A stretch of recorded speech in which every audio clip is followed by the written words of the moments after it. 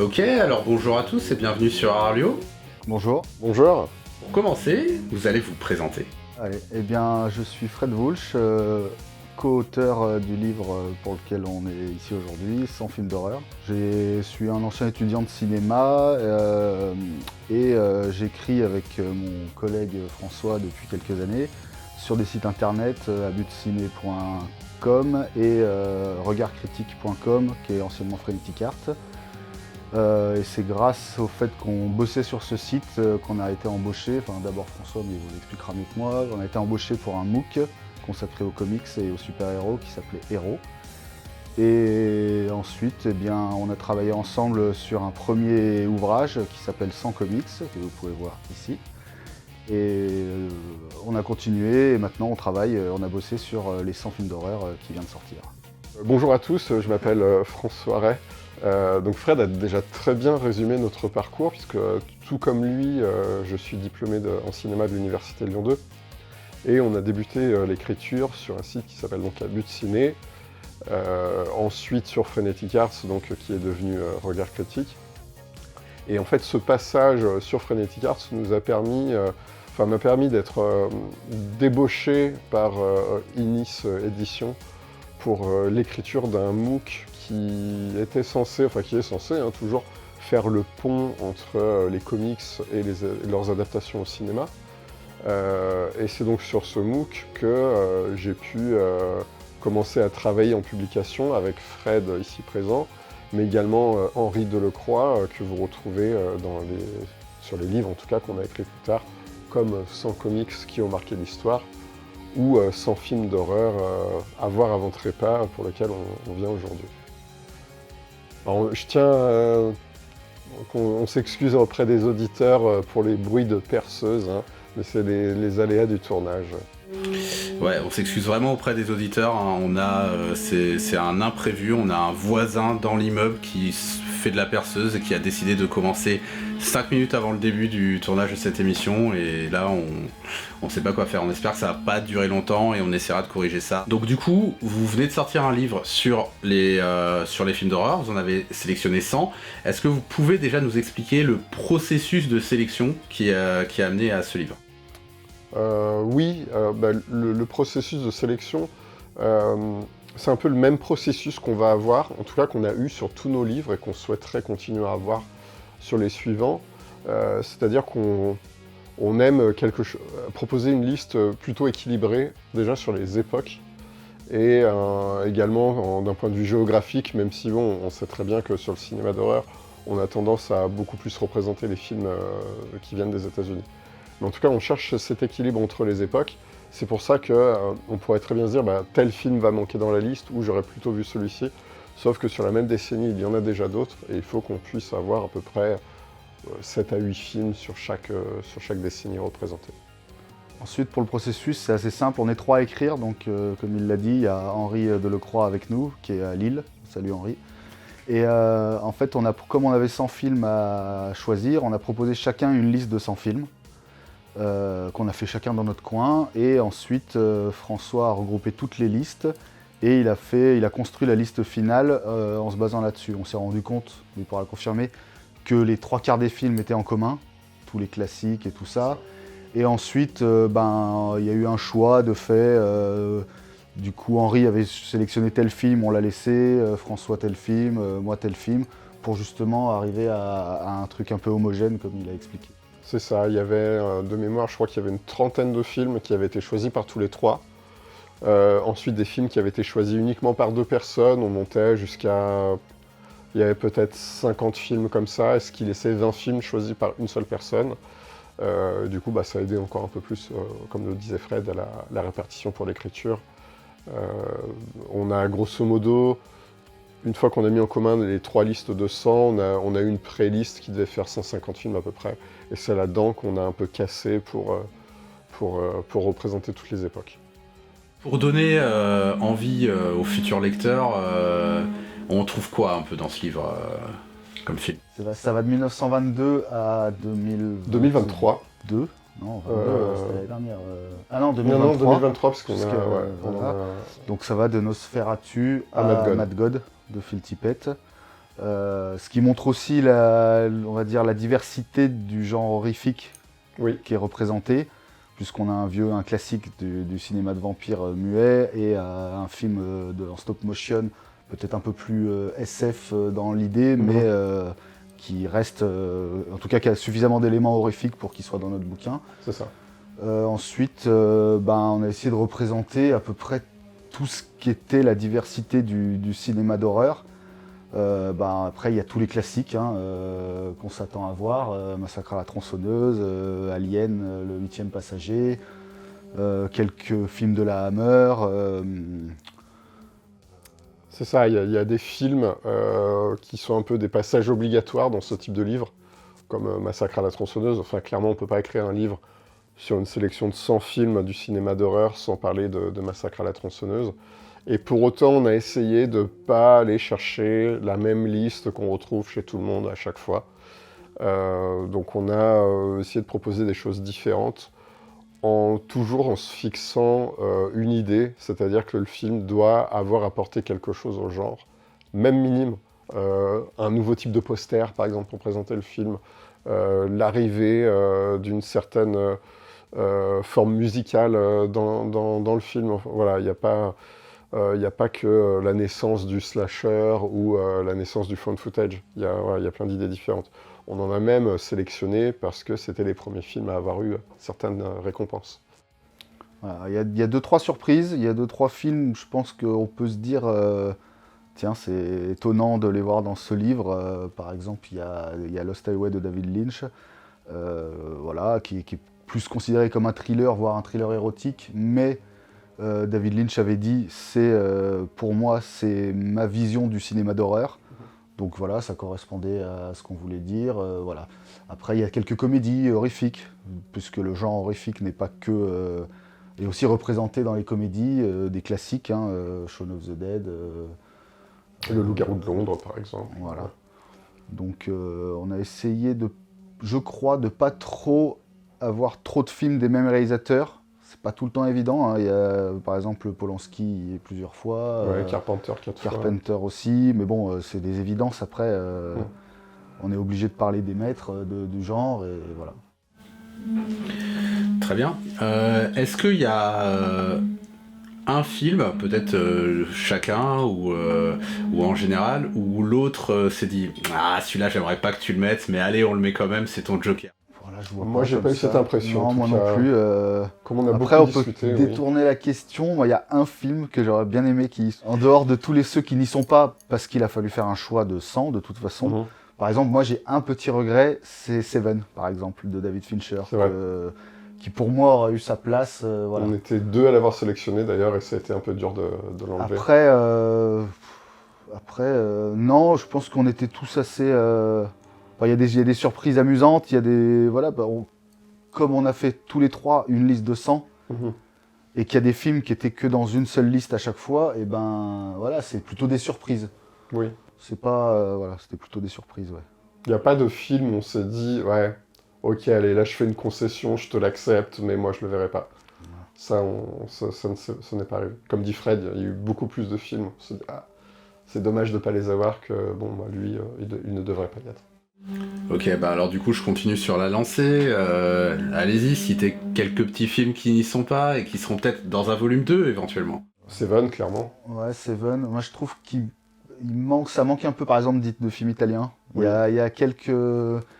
Il y a des classiques du cinéma italien, mais on aurait pu avoir un deuxième Fulci, on aurait pu avoir un deuxième Argento. Il y en a déjà 2, je crois. Non, il y en a que Suspiria. On aurait pu avoir... il y aurait pu avoir d'autres choses.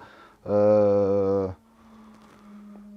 comme ça, j'ai envie de dire, il manque peut-être un ou deux classiques Universal, voilà, mais après, un ou deux films asiatiques aussi, peut-être, même si je pense que les classiques y sont, les gros classiques, les cadors du genre y sont. Après, on va pas trop en dire, on en garde un peu pour l'éventuel volume 2.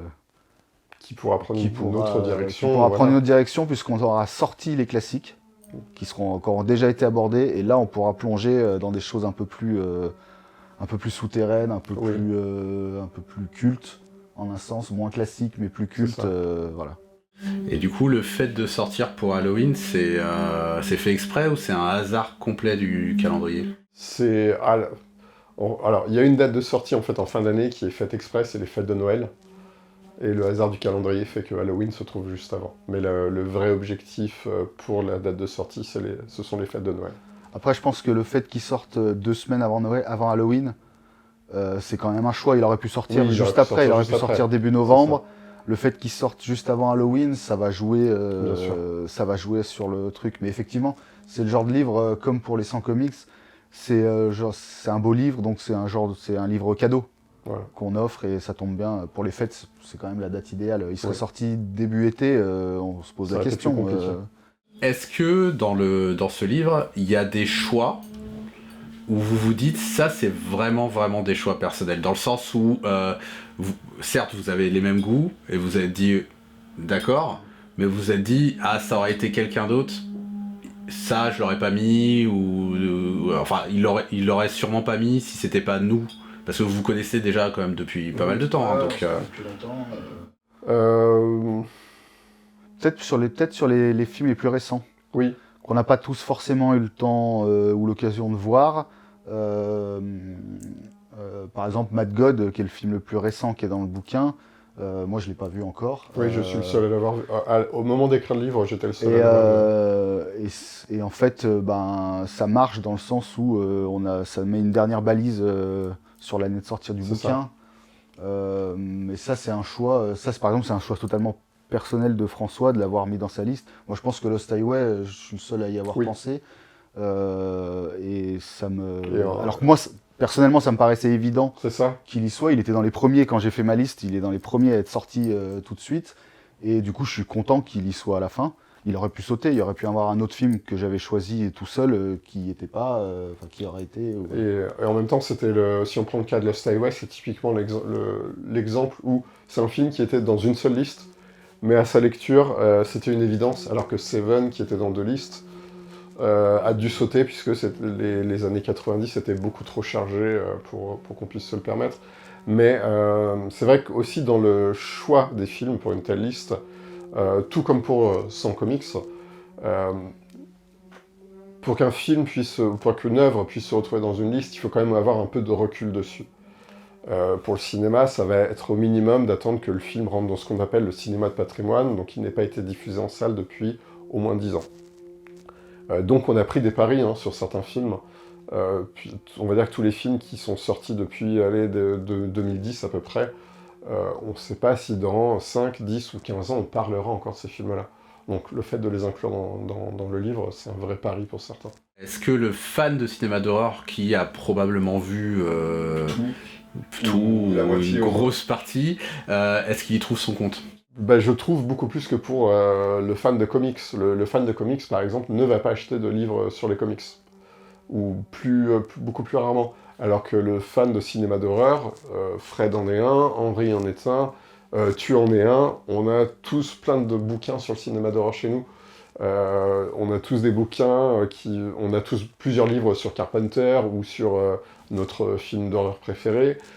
Donc oui, c'est complètement le genre de livre qu'un fan de cinéma d'horreur pourra acheter. Oui. Et je pense que la diversité de la liste, justement, surtout, j'y reviendrai, mais surtout sur les films plus récents, fait que ça peut donner, même quelqu'un qui est fan de cinéma d'horreur, mais qui n'a pas forcément vu les derniers, ou qui est plus au fait des classiques, va se dire, ah ouais, celui-là, c'est un bon choix, peut-être qu'il faut que je le revoie. Pourquoi ils l'ont mis, voilà. Après, je vais parler pour moi. Dans les textes, on a essayé de donner envie aux gens de regarder le film ou de re-regarder le film. C'est ça, en apportant des clés. C'est-à-dire, en apportant des clés sur une scène, sur un élément, sur le contexte du tournage. Après, je pense que les textes sont différents pour chaque film, vraiment, en fonction de ce qu'on avait à dire, de l'approche qu'on a voulu avoir. Ça peut être des fois peut-être même des choses un peu plus personnelles. Moi, quand mon texte sur Le jour de la bête d'Alex de la Iglesia, j'ai mis une anecdote parce que c'est lié à la découverte du film. Et ça peut donner envie à des gens, même qui l'ont déjà vu, de le revoir en se disant « Ah oui, c'est pas bête, cette idée-là est intéressante. » Voilà. Effectivement, je pense que c'est plus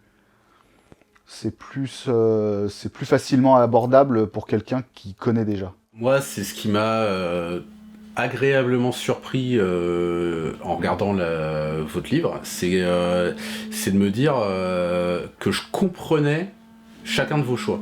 Oui. Sans qu'on s'en parle. C'est-à-dire qu'il y a des films que j'aime moins qui sont dans votre liste, etc. Mais même sur ceux que j'aime moins, je me suis dit, en réfléchissant 2 minutes, je me suis dit, bah ouais, c'est normal qu'il y soit en fait. Et donc du coup, vraiment bravo pour ce travail, hein, déjà. Merci, merci.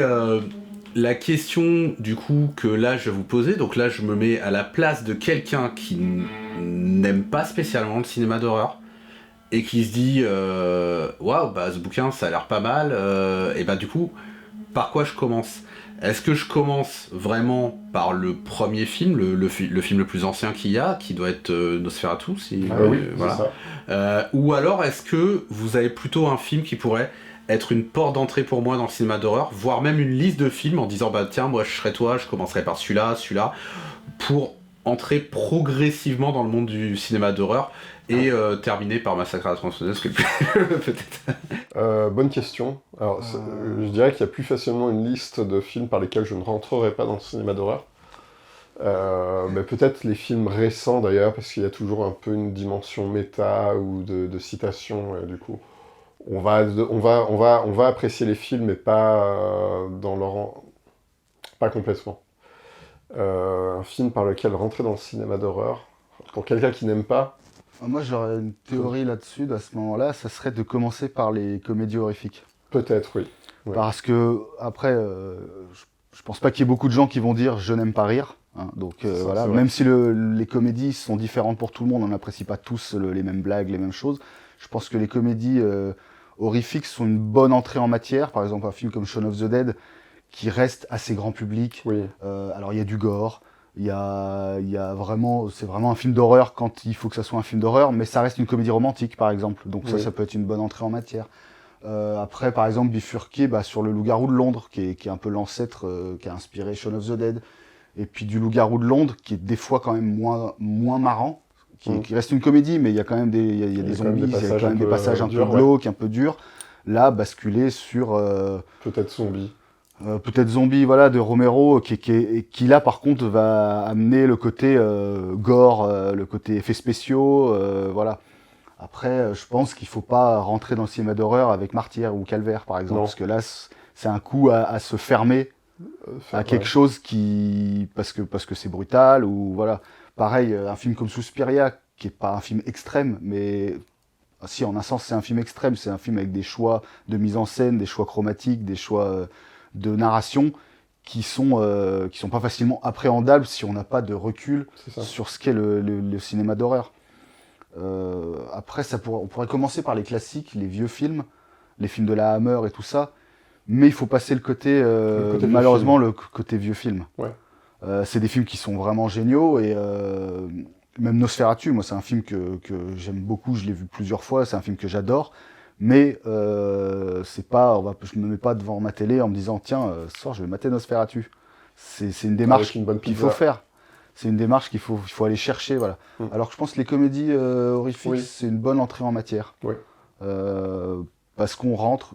Progressivement. Pour moi, Shaun of the Dead, dans le bouquin, ça serait la meilleure entrée, parce qu'en plus, c'est une comédie romantique. Et tout le monde regarde des comédies romantiques, qu'on aime ou pas, on en a tous vu plein, on en regarde tous encore, surtout quand on est en couple, ou des fois on aime ça, moi j'aime bien ça, donc voilà. Et là, on peut rentrer dans... Après, il faut avoir envie. C'est ça. Il faut avoir envie d'aller chercher plus loin. Et puis, peut-être une autre façon, ça peut être...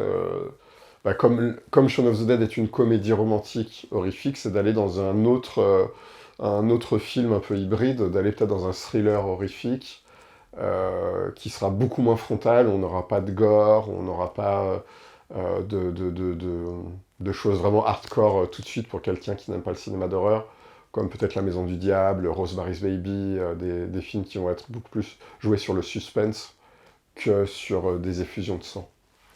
Oui, à la limite, c'est vrai, un film comme Les Autres, Autres. En plus, il y a une actrice connue, c'est un film en anglais, c'est assez... c'est assez, ça peut être grand public, c'est du cinéma d'épouvante grand public. Après, ça fonctionne, hein. Je l'ai revu pour écrire le bouquin, ça reste flippant, hein, mais oui, c'est une. Oui, oui.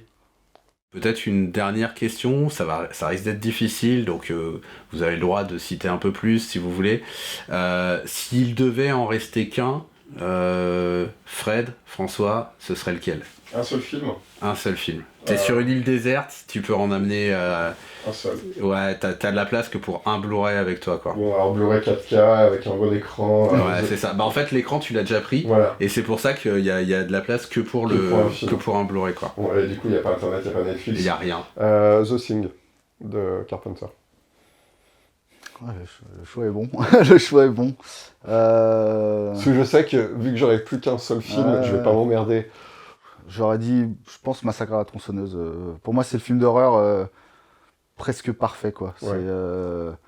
Il y a tout dans ce film. Il y a le plus beau plan de l'histoire du cinéma, selon moi, mais dans le film. Ouais, c'est un plan très simple qui a été improvisé en plus, parce qu'ils ne savaient pas trop comment faire ce plan.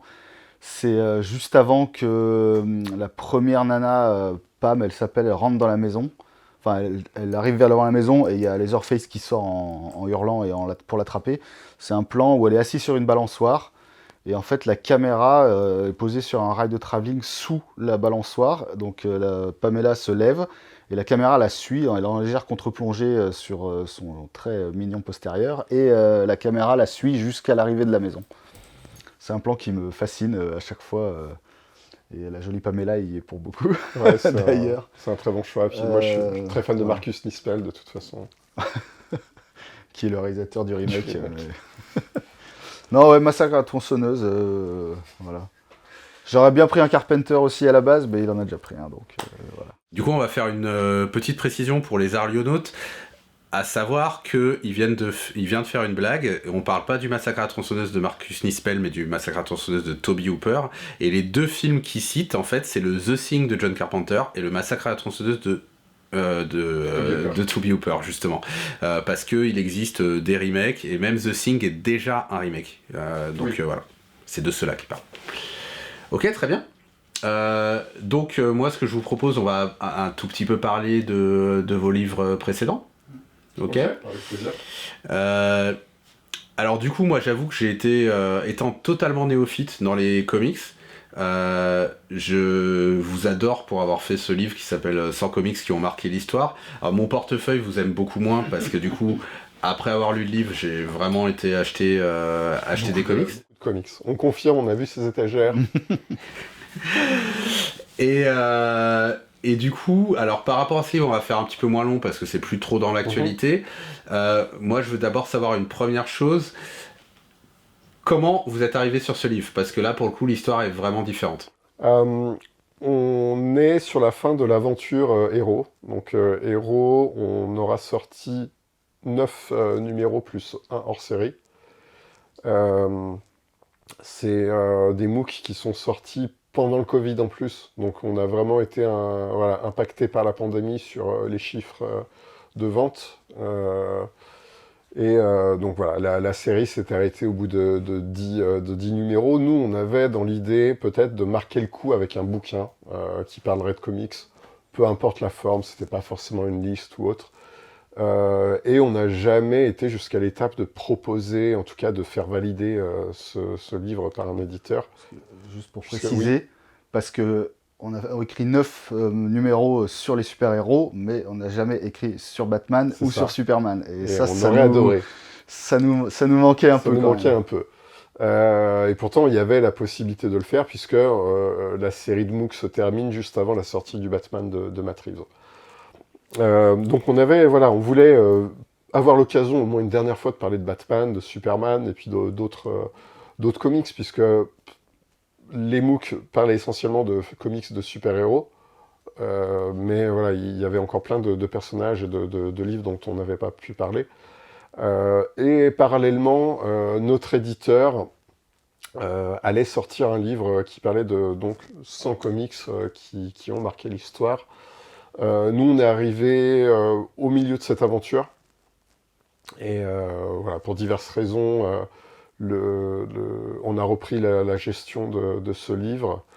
On a complété avec nos textes et on a pu mener le projet jusqu'au bout et nous offrir un peu une conclusion à Héros double conclusion, c'est-à-dire que on avait les MOOC ne sont pas des faux livres, mais là on avait vraiment un livre qui allait sortir uniquement en librairie, un beau livre qui fait presque 200 pages. Enfin voilà, c'est un bel objet. Et aussi, je m'avance un peu, mais Fred pourra peut-être vous le confirmer ou vous dire autre chose. On voulait un peu en finir aussi avec les comics, parce que ce qu'on s'est aperçu, c'est que on commençait à être catalogué comme spécialiste comics. Ce qui, n'est pas le cas. Il y a quand même plein de choses qu'on ne connaît pas sur les comics. Et 2, notre sujet de prédilection, c'est le cinéma. Et on ne voulait pas s'enfermer dans cette case pour ne se couper des opportunités d'écrire sur le cinéma un jour ou l'autre. Oui, puis il y avait aussi le fait que les MOOC étant liés en grande partie à l'actualité des films de super-héros, au bout d'un moment, au niveau des sujets, on tourne un peu en rond, parce que c'est tout le temps, il y a que, les Marvel, il y en a 2 par an, et au bout d'un moment, c'est les mêmes personnages qui reviennent. Du coup, on a essayé d'ouvrir un peu le débat sur les derniers héros, en ouvrant sur les séries télé, ou en allant chercher un peu ailleurs. Mais c'est vrai qu'on commençait à plus avoir grand-chose à raconter sur les comics, et autant finir sur quelque chose où on peut vraiment élargir le débat, comme il l'a dit, en parlant de comics, parce que le comics, ça veut dire bande dessinée, c'est la bande dessinée américaine, comme le manga, comme la BD franco-belge, sauf que, comme dans le manga, il y a des mangas de cuisine, il y a des mangas de sport, il y a des mangas de super-héros, il y a des mangas avec des animaux. La variété, elle est énorme. Et en comics, c'est pareil. On a tendance à oublier, mais du coup, c'est dans le bouquin, Picsou, Dingo, Donald, tout ça, c'est du comics, c'est de la bande dessinée et c'est du comics. Ouais. Maos, qui est une des BD les plus connues dans le monde entier, qui parle de la Shoah et d'Auschwitz et tout ça, c'est du comics, c'est de la bande dessinée américaine. C'est la définition du comics.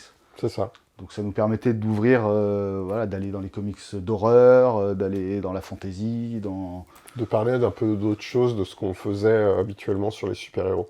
S'il y avait un volume 2, etc., on met quoi dedans? Parce que j'imagine qu'il y a eu quelques frustrations. Donc... En fait, la frustration, elle est née surtout du fait que comme on a repris un projet qui était en cours de route, sur les 100 textes, on en a écrit un tiers, nous, à peu près. Les 2 tiers autres étaient déjà écrits, avec une liste qui avait été déjà validée par les autres auteurs. Une liste qui était très bien, hein. Nous, quand on a proposé notre liste, on s'y retrouvait, hein, globalement. On s'y retrouvait. Disons qu'on aurait pu faire table rase, mais moralement, on allait supprimer des textes. Qu'on allait réécrire. Sur les mêmes comics. Et si on supprimait ces textes-là, les auteurs d'origine n'auraient pas été payés. Donc il y avait un peu ce côté-là aussi de dire, bon, on a quand même une responsabilité par rapport à des auteurs qui ont déjà fait un travail. Si on met ce travail-là à la poubelle, c'est pas cool pour eux. Après, j'ai quand même mis quelques textes à la poubelle qui étaient pas top. Mais après, oui, on a des frustrations. Il y a des titres qui avaient été déjà... sur lesquels il y avait déjà du texte. Fred aurait adoré écrire sur certains Batman. Moi, je voulais écrire sur Calvin and Hobbes, mais c'était déjà fait. Voilà. Après, des titres qui manquent. Voilà, comme Judge Dredd, par exemple, ou les titres de 2000 AD. Oui, après... Alors moi, j'ai moins cette frustration-là. Je trouve que c'est assez représentatif, c'est assez équilibré. Il y aurait peut-être pu savoir plus de trucs pour enfants, par exemple, comme Picsou. Il y a l'enfance de Picsou, qui est une BD assez connue sur la jeunesse de Picsou. Ouais, c'est ça. Il y aurait sûrement pu en avoir d'autres, pas forcément du Picsou, mais d'autres sujets. Du Mickey, par exemple. Ouais, je sais qu'il y a beaucoup de bandes dessinées sur Mickey. Il y a même des auteurs assez connus qui ont fait du Mickey. Enfin voilà, après c'est un exemple parmi tant d'autres.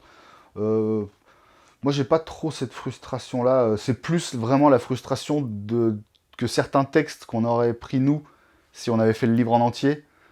En lisant le texte, en se disant dommage, j'avais plein de choses à dire là-dessus et tant pis. Après, c'est le jeu, hein.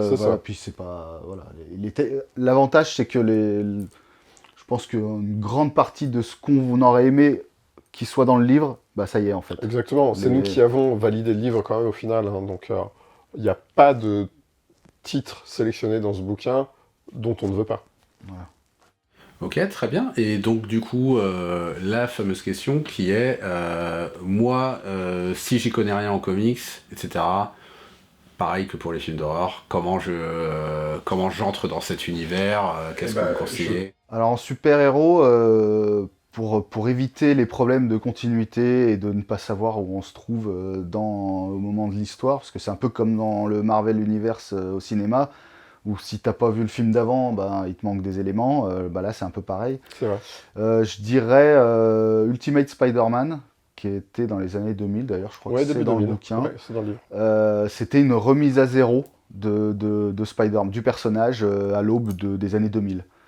C'est encore trouvable, ça commence à avoir 20 ans, mais c'est encore trouvable. C'est une bonne porte d'entrée. Moi, c'est comme ça que je me suis remis à lire des comics, c'était avec Ultimate Spider-Man. Et sinon, si on veut, après, je vais prêcher pour ma paroisse parce que je suis un fan de Batman et que c'est le meilleur. Je dirais Batman année 1 de Frank Miller et David Mazzucchelli, qui est un récit, c'est quasiment un récit unique, c'est la première année de Batman à Gotham City. Et ça permet d'entrer dans cet univers sans être parasité par du name dropping à foison, le nom de tous les méchants, de tous les personnages, de tout ça, qui peut rebuter en fait. Si t'y connais rien et que tu ouvres un truc, tu ouvres une BD de Batman et la première page il se bat contre 20 méchants, tu sais pas qui c'est, tu les connais pas, forcément t'es perdu. Tu vas pas commencer par Hush. Voilà, après bon, j'ai envie de, mais il va le dire mieux que moi, j'ai envie de dire Calvin et Hobbes, là on sort des super-héros, mais au moins on... Mais on voit une autre façon de faire du comics. Comics à la page ou alors au strip, comme Garfield, par exemple. Les Picsou. On prend n'importe quel super Picsou géant dans une presse, c'est une bonne porte d'entrée pour les comics. Et puis après, si on veut des éditions un peu plus luxueuses, on peut prendre soit du roman graphique, soit ce qu'on appelle les trade paperback, qui sont des gros volumes qui regroupent des recueils d'histoires. Watchmen, From Hell, tout ce genre de gros volumes. Après, From Hell, pour rentrer dedans, c'est compliqué, c'est pas facile. Mais je pense que si on arrive à rentrer dans From Hell et que ça nous plaît, après on peut lire tous les comics du monde. Voilà. Ok, du coup François, t'as sorti un livre qui est le carnet de l'aventurier du Dr Jones, qui comme son nom l'indique est sur Indiana Jones, et c'est un livre un peu particulier. Est-ce que tu peux nous expliquer, présente-nous ton livre en fait. Oui, bien sûr, le voici, il est là, il est très doux, il y a beaucoup de pages. C'est un livre en fait qui vient d'une envie, d'une volonté J'aime bien un peu les écritures transversales et hybrider un peu les genres. Il y a un MOOC que j'aime beaucoup en librairie qui s'appelle Tintin c'est l'aventure, c'est publié par Géo, qui à travers les aventures de Tintin va avoir des sujets sur l'exploration spatiale, sur l'exploration de l'Amérique du Sud. Dernièrement il y a eu un sujet sur l'Écosse et compagnie. Et j'avais envie un jour de sortir un livre un peu comme ça, et Indiana Jones, c'était le personnage de cinéma qui s'y prêtait parfaitement. Encore une fois, je voulais pas réutiliser un personnage de comics, Indiana Jones c'était vraiment le personnage parfait pour ça, de pouvoir à travers ses films, jeux vidéo, séries télé, romans, de pouvoir parler des pays qu'il va visiter, les personnages historiques qu'il rencontre, puisqu'il en rencontre vraiment beaucoup. Peut-être des inventions qui ont lieu au moment de ces aventures, de plein de choses. J'avais envie de ce bouquin depuis longtemps, et la sortie du nouveau film a aidé à ce que l'éditeur trouve que l'idée était bonne aussi. Et donc c'est un livre j'ai écrit début 2023, on a fait une pause le sans film d'horreur pour que je l'écrive, et c'était une belle opportunité. J'espère que le livre plaît à ses lecteurs. Après la sortie du livre, est-ce qu'il y a quelque chose de prévu? Quelle est la suite, quoi? Pour l'instant, on va dire sur octobre 2023, non, on n'a rien de signé, rien de prévu. Maintenant, c'est vrai que ça nous a lancé un peu dans un mouvement où on peut prendre un peu plus de risques et écrire chez nous en avance, avant que des projets soient validés, puisque après, on va dire qu'on connaît un peu plus le cheminement pour les faire valider derrière. Mais là, on est sur une période où c'est un peu difficile pour l'édition, c'est un peu difficile pour la presse, et donc il faut vraiment attendre que les livres précédents fassent de bons chiffres de vente pour qu'on puisse parler de Après, la suite. on a plein d'idées à travailler en commun ou chacun dans notre coin. Il faut, faut qu'elles se mettent en place. Mais bon, là, on profite un peu de la sortie. Il n'est pas là, mais on profite un peu de la sortie du bouquin. On l'a fini de l'écrire il n'y a pas si longtemps, donc voilà. C'est ça. On va voir. On a des idées, il y a des idées plutôt cool, pas forcément dans le même genre. C'est ça. Pas forcément refaire un 100 quelque chose. Ouais, on a plein d'idées. On sait que il y a des chances qu'il y ait un volume 2 des films d'horreur un jour. S'il se vend bien, on a déjà des idées pour un volume 2. Mais je pense qu'on a aussi tous les deux envie d'écrire sur autre chose, sur le cinéma, hein, je pense qu'on est là-dessus, hein, mais sur d'autres choses, sur le cinéma d'action, sur le... Science-fiction. Sur la science-fiction, on a des idées, et puis je crois qu'on a tous les deux des projets un peu perso qu'il faut se mettre en place. Ça prend un peu de temps, c'est pas facile. Moi j'aimerais bien faire une trilogie de carnets d'aventures comme ça, en utilisant d'autres aventuriers pour toujours parler de géographie, d'histoire. Alors ça peut être Nathan Drake ou les personnages d'Assassin's Creed, hein, on verra. Et du coup, ce livre, on peut le trouver où ? Toutes les librairies. Depuis le 18 octobre. Vous pouvez le trouver, librairie en ligne, la Fnac, De Citre, le Bal des Ardents en aura peut-être, la boutique de l'Institut Lumière, la librairie Lumière en aura. Vous pourrez le trouver de partout. Et sur le site de l'éditeur aussi, on peut le commander sur le site de Inis. Le site de l'éditeur, c'est bien d'acheter directement aux éditeurs, c'est plus intéressant pour tout le monde. Et puis, si vous êtes dans le coin, le samedi 28, de 17h à 19h, nous serons tous les deux en dédicace dans la boutique Comics Zone qui se trouve au métro Garibaldi. De 17h à 19h. Et bah parfait. Merci les gars. Merci à toi. Merci, à bientôt, c'était super.